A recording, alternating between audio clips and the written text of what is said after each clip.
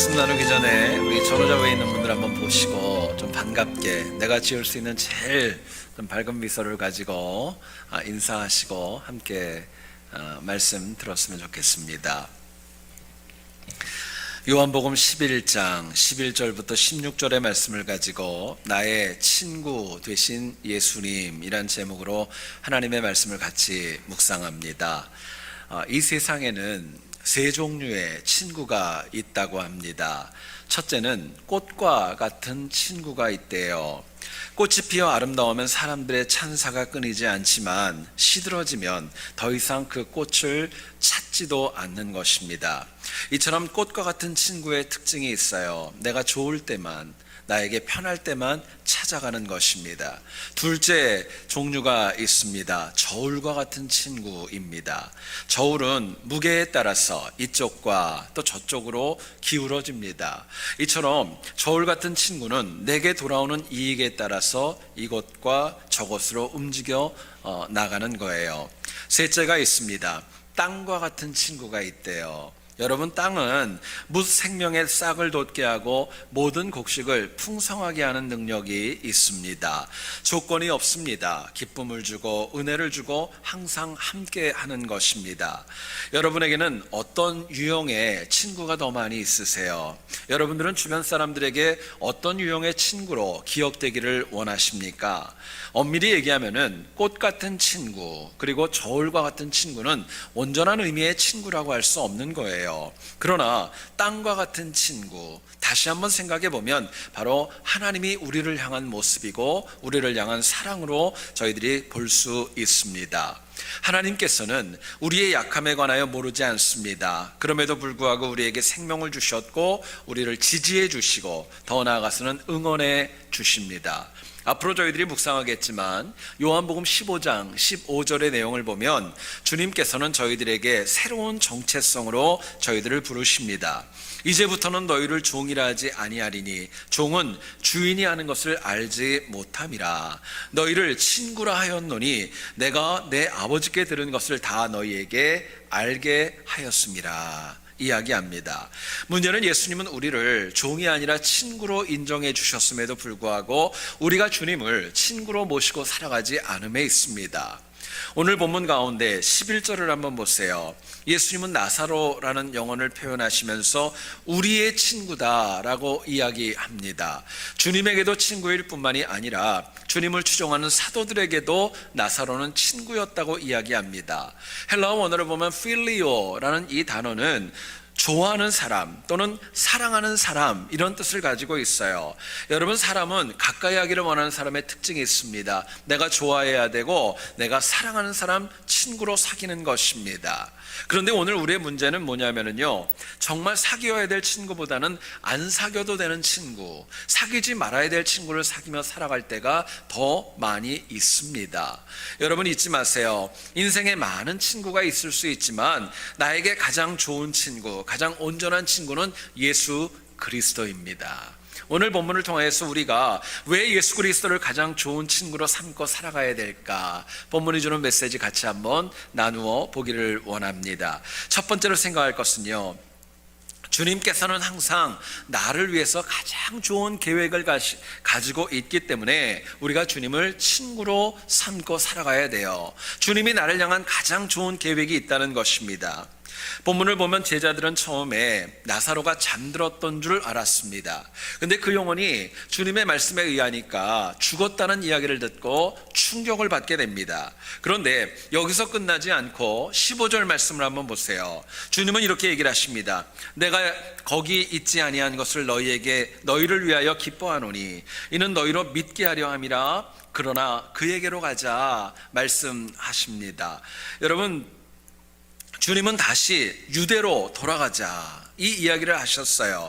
그러나 제자들은 생각을 했습니다. 나사로도 이미 죽었는데 또 이미 가봐야 또다시 박해가 있고 또다시 핍박이 있기 때문에 그곳에 가는 것이 편하지 않았고 두려웠던 것입니다. 그러나 주님의 마음에는 그곳을 가자고 하는 이유가 있었고 계획이 있었습니다. 어떤 계획이냐? 나사로를 살릴 계획이 있었어요. 제자들의 믿음이 연약한 거 그거 좀 굳건하게 하고 더 잘 믿게 하려는 계획이 주님에게는 있었던 것입니다. 그렇기 때문에 본문 15절 끝에 얘기를 합니다. 그에게로 가자 이야기하시는 거예요. 주님은 정말 우리를 위한 계획을 마음으로만 품고 있고 머리로만 계획하는 것이 아니라 실제 행동으로 가자고 실천하면서 우리에게 촉구하고 도전하시는 겁니다. 이 땅을 살아가는 우리의 삶을 보면 때로는 우리 앞에 안 보일 때가 있어요. 미래가 불투명할 때가 있습니다. 실제로 이민자인 우리의 삶을 보면 하나의 문제가 해결되는 것 같으면 또 다른 문제가 돌아오고 사방으로 우겨쌈을 당해가지고 정말 곤고하고 쉽지 않고 하나님만 붙들 수밖에 없는 상황이 될 때가 얼마나 많이 있는지 모릅니다. 근데 여러분 잊지 마세요. 나의 친구 되신 예수님께서 연약한 나를 위하여서 날마다 언제나 좋은 계획을 가지고 다가오고 있다는 거예요.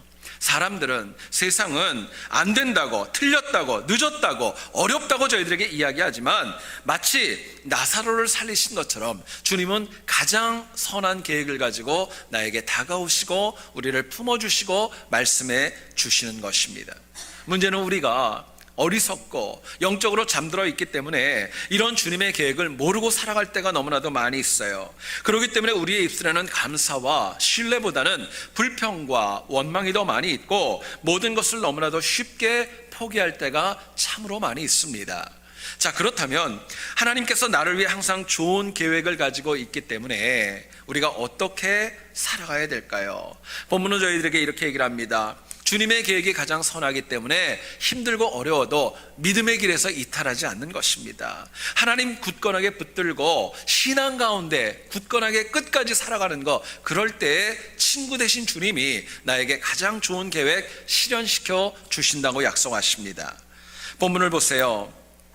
제자들은 다시 베다니로 돌아간다는 것 두려웠습니다.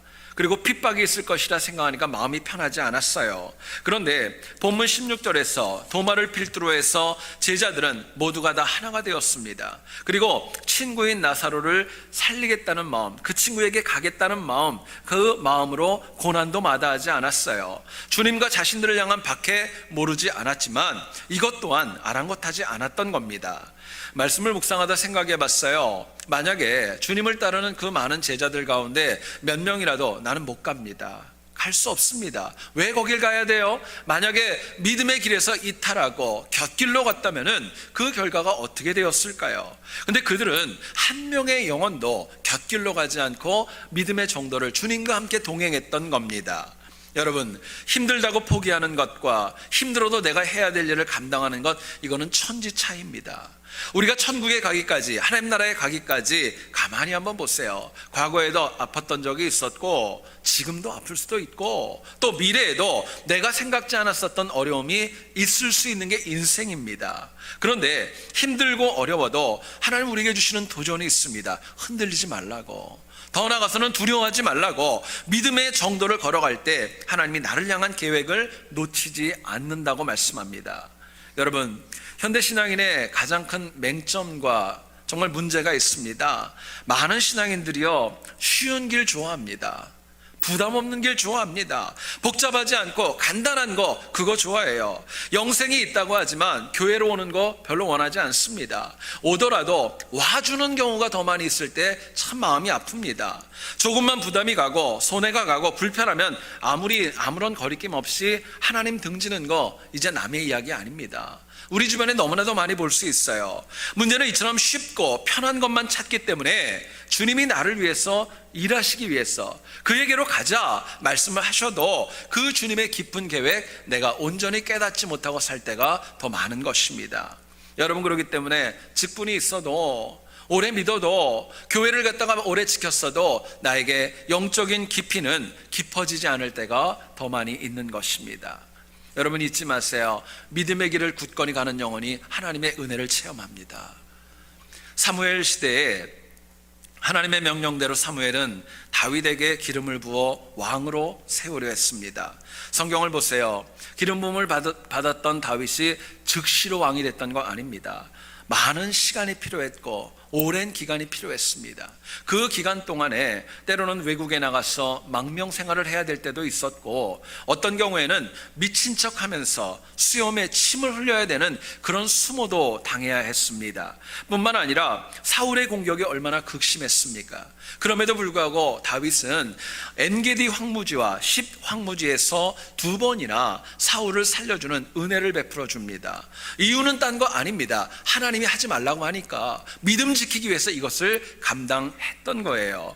다윗은 힘들고 어려웠습니다. 곤궁했어요. 그러나 융통성을 핑계로 그럴 수도 있지 뭐, 이런 마음으로 사울을 죽이지 않았어요. 괴로웠습니다. 그래서 그럴 수밖에 없었다고 남들도 이해한다는 하는 마음으로 불신자의 길을 택하지도 않았던 거예요. 다윗은 정말 힘들었지만 해야 될 일, 하지 말아야 될 일 구분하는 지혜가 있었고, 곁길로 가지 않았고 끝까지 믿음의 길을 지켰던 것입니다. 여러분, 그렇게 믿음 안에서 곁길로 이탈하지 않았던 다윗, 하나님 그 영혼을 위대한 왕으로 삼으셨고 또 예수 그리스도의 조상으로 인정해 주셨습니다. 생각해 보세요. 우리가 하나님 나라에 가는 그날까지 우리의 신앙생활을 가만히 한번 보면은요, 쉽지 않습니다. 우리의 신앙의 여정은 결코 녹록하지 않은 거예요. 실제로 악한 마귀는 한 명의 영혼이라도 넘어뜨리기 위하여서 우는 사자와 같이 지금도 헤매고 있습니다. 악한 마귀는 이렇게 해도 괜찮아, 저렇게 해도 괜찮아, 남들도 그러는데 뭐, 이런 말을 하면서 우리의 마음을 흔들고 믿음의 길을 이탈하게 하고 곁길로 가도록 저희들을 이끌어 갑니다. 근데 여러분, 하나님이 정말 나를 향하여 가지신 그 원대한 계획, 비전, 그 소망, 그거 이루려면요, 내게 믿음의 정도를 가는, 나에게 주어진 길을 흐트러짐 없이 가는 그 결단과 지혜가 저희들에게 필요한 것입니다. 지난 5월 20일 날 한국 청와대에서 삼공기업공업사라는 작은 회사가 중소기업 부분 산업포상을 수상하였습니다. 이 회사의 대표는 형종호 회장님이라는 분이신데요, 지금 현재 나이가 86세입니다. 적지 않은 나이임에도 불구하고 여전히 월요일부터 금요일까지 매일 출근하면서 공장을 돌면서 일을 하시는, 현역으로 뛰시는 분입니다. 여러분, 제가 이분을 소개하는 이유가 있어요. 개인적으로 저희 외숙부님이십니다. 저희 외숙부님이시고 저희 어머님의 가장 큰 오빠 되시는 분이신데, 이번에 한국 방문 가운데 우리 외삼촌과의 그 만남이 저에게는 가장 큰 도전이 있었고 또 가장 큰 배움이 있었습니다. 거의 한 20년 만에 삼촌이 운영하는 회사를 방문하게 되었어요. 과거에는 정말 그렇게 크지 않았었는데 이제는 엄청난 규모로 성장해 있었습니다. 성수동 쪽에 굉장히 큰 건물을 지어 사옥을 지을 정도로 사세가 굉장히 많이 확대되어져 있었습니다. 이야기를 하는 가운데 들어보니까 내년이면 회사를 창립한 지 50주년이 된다고 하시더라고요. 본인의 간증을 하시는 거예요. 그 기간 동안에 정말 쉽지 않고 얼마나 많은 어려움들이 있었는가 이야기를 하시더라고요. 처음에 회사를 시작했을 때 부주의함으로 인하여서 화재가 있어서 어려웠던 적도 있답니다. 재정적인 어려움으로 인하여 공장 부지를 확대하는 것, 그것도 어려울 때가 있었어요. 가장 아팠던 것은 하나밖에 없는 아들, 외아들이었던 저희 사촌 형님이 먼저 아버지보다 폐암으로 하나님 나라를 가셨어요. 최근에는 가장 아끼고 의지했던 동생도 하나님 나라에 갔습니다. 그렇기 때문에 저에게 그런 얘기를 하시더라고요. 아직도 해야 될 일은 너무너무 많이 있고 하고 싶은 일은 너무너무 많이 있는데 마음에 있는 갈등이 쉽지 않다 이야기를 했습니다. 근데 제가 참 놀란 게 있었어요. 50년입니다. 여러분, 50년을 그 사업을 하시는데요, 한 번도 곁길로 가지 않으셨어요. 한 번도 한눈 팔지 않으셨어요. 곧게 가셨던 겁니다. 사세를 들어보니까 이제는 남미뿐만이 아니라 중동과 유럽과 미국에 이르기까지 곳곳에 지사가 설립되어져 있고, 또 사촌형님이 돌아가시면서 그 펀드를 만들어 가지고 장학 사업을 통하여서 정말 많은 영혼들에게, 후학에게 배움의 길을 열어주고 있는 것을 보게 되었습니다. 주님을 영접한 이후에 지금도 회사의 한켠에는 예배당을 만들어서 30년이 넘도록 정말 예배의 자리를 지키면서 믿음으로 기업을 운영하는 것 보고 참 많은 도전이 되었어요. 여러분, 제가 저희 외삼촌 보고 그런 생각이 들었어요. 가서 좀 정말 수고 많으셨다고, 정말 대단하다고 꼭 좀 안아드리고 싶었어요. 근데 너무 어려워서 못했어요. 연세가 있으시고 가장 큰 어른이기 때문에 그걸 못했어요. 그러나 회사에 가서 제가 기도하면서 그 기업에 더 큰 복을 주시고 더 큰 계획이 하나님의 은혜 가운데 이루어지기를 간절하게 기도했던 기억이 있습니다. 여러분, 이런 이야기를 드리는 이유가 있어요. 세상에서 나에게 주어진 길, 세상에서 내가 해야 될 일, 곁길로 가지 않고 그 정도를 갈 때에도요, 여러분, 열매가 있고 상급이 있는 것입니다. 하물며 정말 영적인 도전이 많은, 악한 마귀의 공격이 많은 가운데 내가 믿음의 정도를 끝까지 지키고 믿음의 길을 간다면 하나님 주시는 은혜가 얼마나 많이 있겠습니까? 얼마나 크겠어요. 믿음을 지킨다는 것은 그만큼 쉽지 않은 것입니다. 어려운 거예요. 힘들어도 나를 위한 계획으로 일하시는 그 하나님 신뢰하고 믿음의 자리를 지키는 거, 그게 오늘 우리에게 주시는 하나님의 큰 도전인 것입니다. 말씀을 준비하다 생각해 봤어요. 우리가 곁길로 가지 말고 내가 지켜야 될 믿음의 자리, 구체적으로 표현을 한다면요, 한 가지를 말씀드리고 싶습니다. 뭐냐면요, 예배의 자리를 지키는 겁니다. 하나님이 나에게 주셨던 예배의 자리, 하나님을 경배하는 자리, 하나님 앞에 엎드리는 그 자리는요, 신실하게 지키고 곁길로 가지 않을 때 하나님이 나를 향한 계획은 온전히 이루어지는 거예요. 어떤 남성이 믿는 친구에게 불현듯 갑자기 질문을 했습니다. 당신 출석하는 교회 목사님의 그 아이 컬러, 눈 색깔이 뭐냐 물어봤습니다. 근데 질문을 받고 보니까 이분이 목사님 얼굴은 생각이 나는데 그 눈, 아이 컬러는 생각이 나지 않더랍니다. 아주 답변을 못했대요. 집으로 오면 생각해 봤답니다. 왜 내가 우리 목사님의 아이 컬러가 생각나지 않을까 생각을 해보니까, 기도할 때는 목사님도 눈 감고 계셨고 목사님이 설교하실 때는 본인이 눈 감고 있어가지고, 그래가지고 목사님 그 눈 아이 컬러가 전혀 생각이 나지 않았다, 그렇게 원인을 찾게 되었답니다. 여러분, 우스갯소리 같으시죠? 우리가 예배 시간에 하나님 앞에 드릴 때도요, 여러분, 영과 진리로 바로 들으셔야 돼요. 눈 감고 듣는다고 그 얘기 하지 마세요. 제가 보니까 눈 감고 있으면요, 딴 생각해요. 그리고 나도 모르게 기절할 때도 있어요. 그러니까 여러분, 눈 뜨셔야 돼요. 그리고 제대로 목회자 보고 하나님 말씀 듣는 거. 예배 시간부터 내가 영적인 곁길로 빠지는데 어떻게 한 주간의 삶을 믿음 가운데 살아갈 수 있겠어요? 말이 안 되는 것이지요. 여러분, 친구 되신 주님과 믿음의 정도를 가는 것은 그냥 되지 않습니다. 계속 곁길로 미워가는 악한 마귀와 싸워 가셔야 돼요. 그리고 믿음의 길을 지키려고는 헌신과 열정이 우리에게 필요한 것입니다. 여러분, 그렇게 믿음의 정도를 지키고, 그래서 나를 위한 주님의 계획이 여러분들의 삶에 온전히 이루어질 수 있기를 주님의 이름으로 축원드립니다. 두 번째로 생각할 것은요, 우리가 주님을 좀 더 깊게 친구로 삼아야 될 이유가 있다면, 이전보다 더 잘 믿어야 하기 때문에 주님이 우리에게 친구로 다가오셨고, 더 잘 믿게 주님을 더 가까이 하셔야 돼요. 본문 15절 다시 한번 보세요. 내가 거기 있지 아니한 것을 너희를 위하여 기뻐하노니 이는 너희로 믿게 하려 함이라 말씀합니다. 하나님께서, 예수님께서 나사로에게 가는 목적 중에 하나가 있었습니다. 나사로를 살리려는 것도 있었지만 제자들의 믿음 때문이었습니다. 주님이 보시니까 동행하고 함께하는 제자들이 있었지만 그들의 믿음이 주님의 마음에 합하지가 않았던 거예요. 그렇기 때문에 주님은 나사로를 살리는 이적을 보여주기를 원하셨고, 이를 통하여 제자들이 이전보다 더 잘 믿고 좀 더 신실하고 좀 더 하나님에게 가까이 가기를 원하는 마음이 계셨던 것입니다. 여러분, 잊지 마세요. 주님은요, 우리의 신앙이 매일 똑같고 매일 다람쥐 쳇바퀴 도는 것처럼 그렇게 사는 거, 그거 원치 않습니다. 생각해 보면은요, 죽을 수밖에 없는 나 같은 영혼에게 주님이 다가오셨고 하나님 백성 삼아주셨고 나를 친구로 삼아주신 거 얼마나 감사한지 모릅니다. 우리가 믿음이 있다면, 감사함이 있다면 이전보다 더 잘 믿으려고 주님과 가까이 가는 것은 어쩌면 자명하고 당연한 이치입니다. 그런데 현대 신앙인들을 보면은요, 주님을 더 잘 믿으려고 하는 그 욕심보다는 의심이 더 많이 있고 세상 것에 대한 탐욕이 얼마나 많이 있는지 모릅니다. 여러분, 의심하면 재앙입니다. 그러나 믿으면 복이 있는 거예요. 하루는 아담이 늦게 집에 들어왔다고 합니다. 참고로 이 이야기는 사실이 아닙니다. 아담이 집에 늦게 들어왔대요. 그랬더니 하와가 의심을 하면서 남편인 아담에게 컴플레인하기 시작했답니다. 혹시 다른 여성을 만나고 들어온 건 아니냐? 그럼 물어봤대요. 여러분, 에덴 동산에서 인구가 몇 명 있었어요? 아담과 하와 둘밖에 없었잖아요. 그러니까 아담이 좀 약간 짜증 섞인 말로 이야기를 했답니다. 아니, 이 땅에 지금 나하고 당신 둘밖에 없는데 내가 누구를 만나고 오냐고 이야기를 했대요. 그래도 그날 밤에 의심이 가득했던 하와가 했던 일이 있더랍니다. 남편인 아담이 자는데 자꾸 옆구리를 쿡쿡 찌르더래요. 뭐 하냐고 물어봤더니 갈비뼈 세고 있더래요. 또 만들었나 해가지고. 여러분, 다시 반복합니다. 의심은 재앙입니다.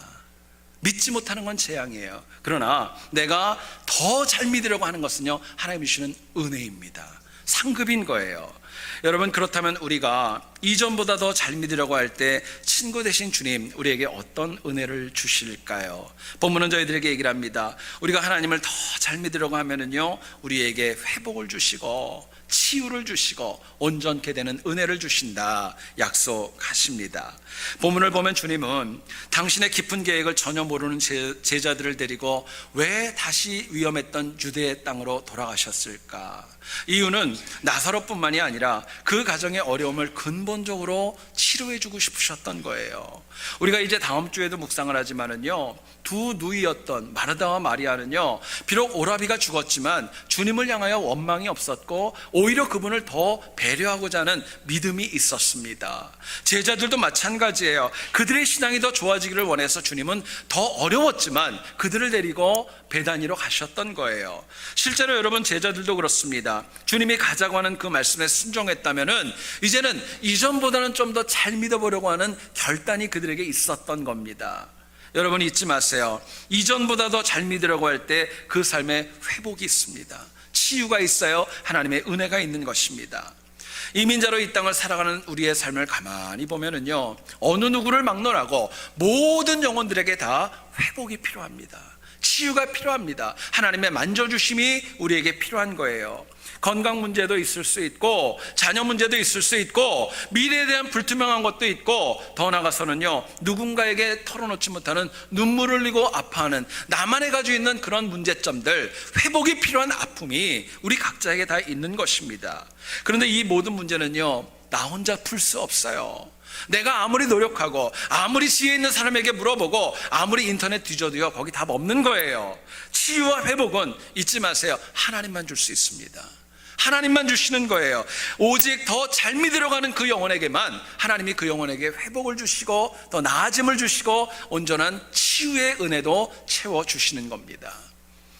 야곱이 밧단 아람으로 형을 피해 가면서 하나님 앞에 서원했던 내용이 있습니다. 하나님, 저를 평안하게 돌아오시게 해주신다면 제가 이전보다 더 잘 믿겠습니다. 더 하나님을 온전히 의지하겠습니다. 고백을 했어요. 20년 만에 고향으로 돌아왔습니다. 많은 것을 가지고 돌아왔어요. 그러나 400명을 데리고 나온다는 에서 너무너무 두려웠고, 이 모습 가운데, 이 난관 가운데 그래도 하나님 더 잘 믿어보려는 마음으로 야복강가에서 엎드렸을 때 하나님이 그 영혼에게 치유를 주셨고 회복을 주셨습니다. 세겜 땅에 정착했을 때 하나밖에 없는 딸 디나가 어려움을 당하고, 또 시므온과 레위의 악행이 있었을 때 베델로 올라가라고 하나님 말씀하셨습니다. 하나님의 비전이 있고 계획이 있었어요. 세겜에서 이방인처럼 살았던 그 삶 더 이상 고만하고 이제는 더 잘 믿으려는 삶으로 다시 하나님께로 오라는 도전이었습니다. 여러분, 야곱이 어떤 인물이에요? 많은 분들이 얘기를 합니다. 왜 하나님이 그 영혼을 사랑하는지 모르겠다고, 교묘하고 교활하고 자기만 알고 목적을 위해서는 수단과 방법을 가리지 않았던 그런 인물 아닙니까? 그러나 조금이라도 야곱의 마음에는 그게 있었어요. 조금이라도 더 하나님을 잘 믿어보려는 것, 좀 더 하나님을 의지하려는 것, 하나님이 그거 보시고 그 영혼에게 치유의 길을 열어주셨던 겁니다. 여러분, 더 잘 믿어보려는 야곱을 치유하신 그 하나님이 내 하나님이세요. 우리가 믿는 하나님이세요. 그렇기 때문에 우리가 힘들고 어려울 때, 내 뜻대로 되지 않을 때, 계획대로 되지 않을 때 다른 것 하지 마세요. 제일 먼저 해야 될 것이 있습니다. 이전보다 더 잘 믿어야 되겠다. 하나님 앞에 더 나와야 되겠다, 하나님 붙들어야 되겠다, 이 결단이 필요한 것입니다. 여러분, 이전보다 더 잘 믿어보겠다고 결단하는 영혼 하나님이 절대로 버리지 않습니다. 하나님의 방법대로 채우시는 거예요. 잊고 있던 말씀이 기억나게 하시고 생각나게 하시고 막혔던 길을 하나님의 방법대로 열어가시는 것입니다. 여러분, 진심으로 내 인생 가운데 회복이 필요하세요? 치유가 필요하세요? 그렇다면요, 좀 마음을 넓히세요. 내가 가지고 있는 거 그거 주장하지 마세요. 우리 마음에 그런 마음 참 많아요. 여기가 좋사오니 더 이상 필요 없고 이 정도면 됐어요. 여러분, 그건 하나님 음성 아닙니다. 실제로 가장 온전하고 가장 강력한 하나님의 회복과 치유가 없는 거 아닙니다. 근데요, 내가 거부하는 거예요. 내가 원하지 않는 거예요. 말씀 앞에서 그거 아니야, 옛날 이야기야, 그건 목사님 하는 얘기야, 이런 얘기 하지 마세요. 그것도 하나님 음성 아니에요. 연약한 인간은 하나님 주시는 치유와 회복을 놓치는 그 순간부터 사실은 넘어질 수밖에 없기 때문에 그렇습니다.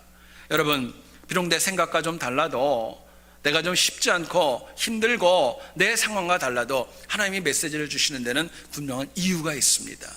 계획이 있는 거예요. 그렇기 때문에 하나님 주시는 새로운 것들을 받아들여야 나에게 삶 가운데 더 나은 믿음이 있고 회복이 있고 치유가 가능한 것입니다. 영국에 있는 마틴 루이스라고 하는 목사님이 있었습니다. 이분은 그런 주장을 폈어요. 기적은 성경 안에서만 있다. 지금 현대에는 기적이 없다는 거예요.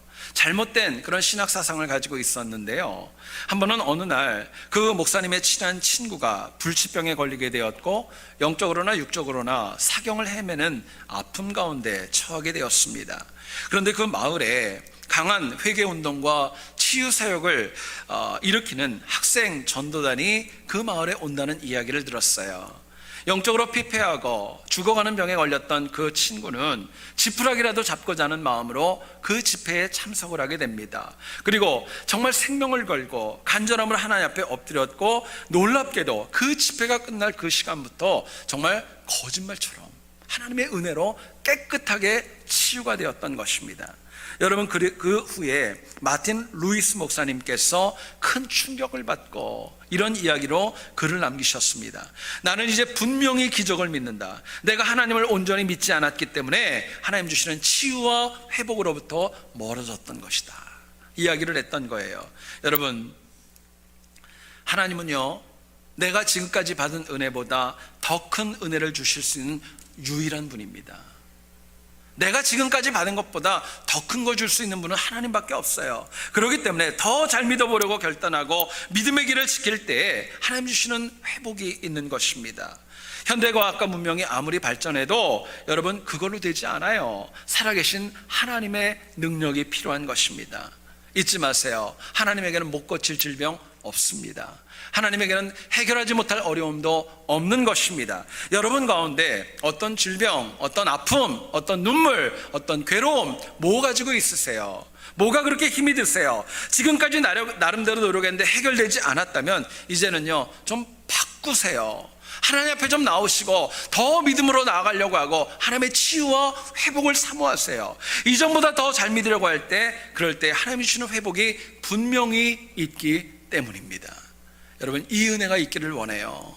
우리의 삶 가운데, 우리의 미래 가운데 친구 되신 주님을 이전보다 더 잘 믿어서 날마다 더 나아지는 회복과 치유와 온전하심의 은혜가 여러분 모두에게 있기를 다시 한번 주님의 이름으로 축원드립니다. 기도하겠습니다.